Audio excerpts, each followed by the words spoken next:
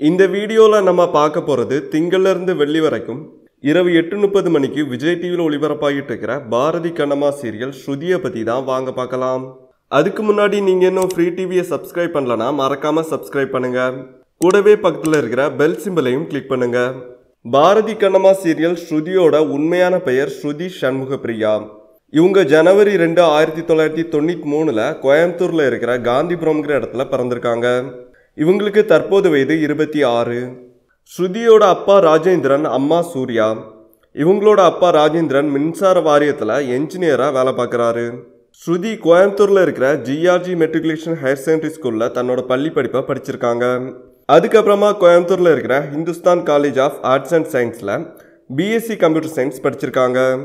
மேலும் Hindustan college of engineering and டெக்னாலஜியில் MCA படிச்சிருக்காங்க. அது மட்டும் இல்லாமல் தான் படித்த காலேஜான Hindustan college of arts and சயின்ஸில் கார்ப்பரேட் ரிலேஷன் டிபார்ட்மெண்ட்டில் லீடராக வேலை பார்க்குறாங்க. ஸ்ருதி திருபிக்சர்ஸ் தயாரிப்பில் டைரக்டர் திருமுருகன் இயக்கி நடித்து சன் டிவியில் ஒளிபரப்பாகின நாதஸ்வரம் சீரியல் மூலமாக ஒரு நடிகையாக அறிமுகமானாங்க. இந்த சீரியலில் ராகினிங்கிற கேரக்டரில் கோபியோட தங்கச்சியாக நடிச்சிருந்தாங்க.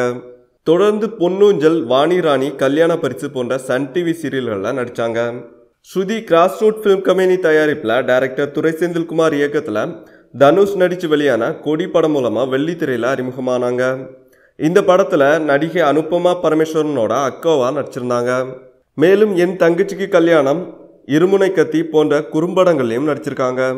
இப்போ பாரதி கண்ணம்மா சீரியலில் ஸ்ருதிங்கிற கேரக்டரில் நடிச்சிட்டு இருக்காங்க நம்ம ஸ்ருதி. இந்த வீடியோ உங்களுக்கு பிடிச்சிருந்தனா லைக் பண்ணுங்க, ஷேர் பண்ணுங்க, மறக்காம சப்ஸ்கிரைப் பண்ணுங்க. பாரதி கண்ணம்மா சீரியல் ஸ்ருதியை பற்றின உங்களோட கருத்துக்களை நம்ம கமெண்ட் பாக்ஸில் கமெண்ட் பண்ணுங்க.